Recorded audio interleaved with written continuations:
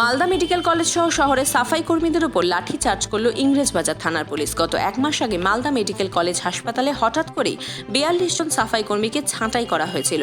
এরপর অস্থায়ী কর্মীরা কর্মবিরতি শুরু করে। সে সময় কর্তৃপক্ষের আশ্বাসে বিক্ষোভ আন্দোলন স্থগিত করা হয়। সোমবার মালদা বৃন্দাবনী ময়দানে কয়েকশো সাফাই কর্মী অস্থায়ী কর্মীদের স্থায়ীকরণ, বেতন বৃদ্ধি, ছাঁটাই কর্মী পূর্ণ নিয়োগের দাবিতে জমায়েত হয়। এরপরই খবর পেয়ে ইংরেজবাজার থানার পুলিশ এসে সাফাই কর্মীদের উপর ব্যাপক লাঠিচার্জ করে। এখনো উত্তেজনা রয়েছে প্রবল। ঘটনাটা হয়েছে কি, আমরা আজকে সবাই স্টাল করেছি হাসপাতাল নিয়ে, আপনার পৌরসভা নিয়ে, বিভিন্ন অফিস টফিস নিয়ে। কেন স্টাল করেছি? আমাদের পেটে খিদা পেয়েছে, আমাদের অল্প পয়সা, 4600 টাকাতে সংসার চলে বলেন তো। ওই নিয়ে আজকে সব আমরা হরতাল করেছি। আমরা বিভিন্ন রকমের কথা ব্যাপারে আমরা গাড়ি বন্ধ করেছি। কি করেছে কি, এসআই দুটা এসে ওখানে কি বললো, পুলিশকে ডেকে দিল। আর পুলিশকে ডেকে পুলিশ কি করলো, হঠাৎ লাঠি চার্জ